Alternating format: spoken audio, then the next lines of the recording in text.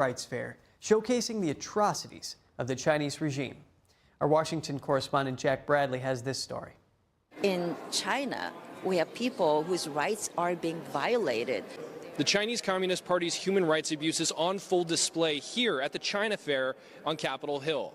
Now, many people sharing their personal experiences about what it's like to suffer the atrocities under the Chinese Communist Party. Let's take a look. My parents, both of them, has been arrested and detained to the sentenced to many times to the jail. Lydia Wang is a practitioner of Falun Dafa, also known as Falun Gong, a spiritual meditation based on truthfulness, compassion, and tolerance. It was introduced to the public in 1992, but in 1999, the CCP launched a brutal persecution against the practice due to its popularity and moral teachings.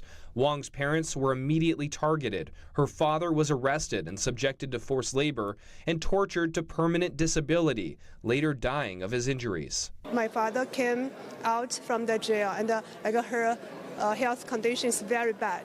And soon after, my father passed away. Her mother was arrested for the 11th time in 2022, all because she was passing out information flyers about Falun Dafa. She's currently serving a 4-year prison sentence. Falun Gong practitioners who I have known for a very long time simply for exercising their religious freedom.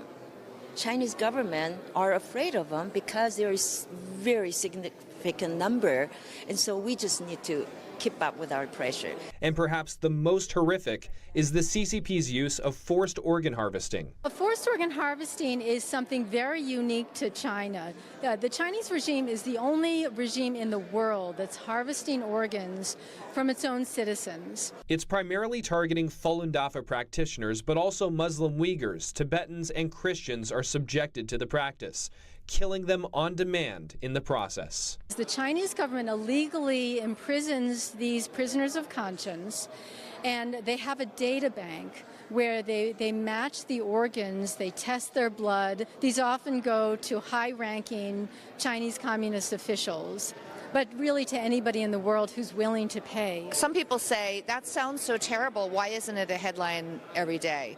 Against the backdrop of Chinese government propaganda, quite literally billions of dollars spent putting out news in every language as well. One of the many bills to address this is the Falun Gong Protection Act. It passed the House earlier this year and is awaiting a vote in the Senate.